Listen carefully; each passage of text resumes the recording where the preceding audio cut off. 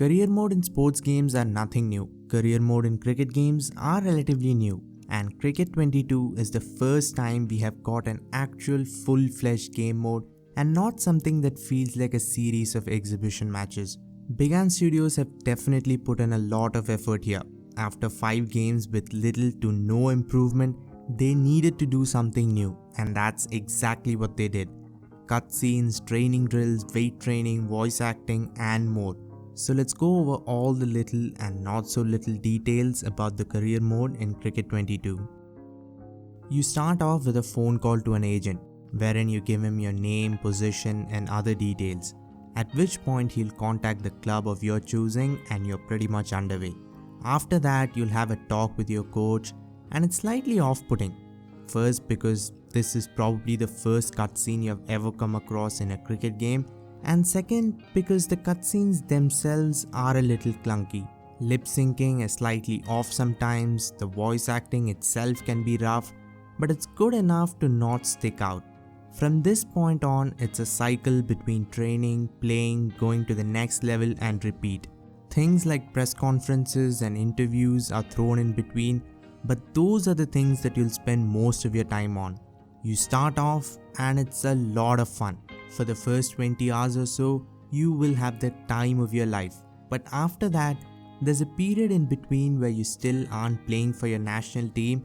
You're going around the domestic circuit where things can feel a little stale, but that doesn't last. As soon as you make it to your national side and start playing actual international cricket, the game gets a second win and it becomes as exciting as it was when you first started playing it.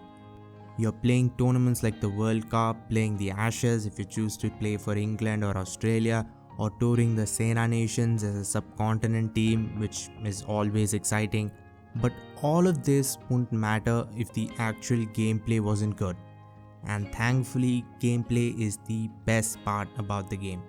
There are bugs, glitches of all shapes and sizes, they appear at any time, at any place, but the core gameplay is good enough that you look past those issues, especially if you're a cricket fan. Now let's talk about the mini games in place, and surprisingly they are really good. These quick time like events are annoying in most other games. They either end up feeling like button mashing events or lack any creativity at all, but the ones in Cricket 22 don't fall under either. They are just a little more evolved than mini games in other titles. Big Ant Studios, for no apparent reason, removed the star player career. That doesn't make any sense. Why would you remove an option that was already built and working just fine? And on top of that, the option adds at least 10 hours of game time. At least. In previous games, I'd go through a career mode with a created player and then play around with different real life players, which was often more enjoyable than playing with a career player itself. I played the mode on hard difficulty, but I did go with medium for selection. I didn't want to be stuck with club cricket for years. For me, the mode is at its best when I get to international cricket. But if you want to be challenged, put both gameplay and selection difficulty on the hardest setting, and believe me, you will be challenged. Overall, career mode is what makes Cricket 22 as good as it is. You might say it isn't good at all, but whatever the game is, it's mostly because of the career mode here. Gameplay is as good as it has always been, but the inclusion of so many elements outside the pitch makes the game feel a lot less repetitive. Well, that's all for today. Subscribe if you haven't already, like, comment, share and all that. Thanks for watching and have a great day wherever you are.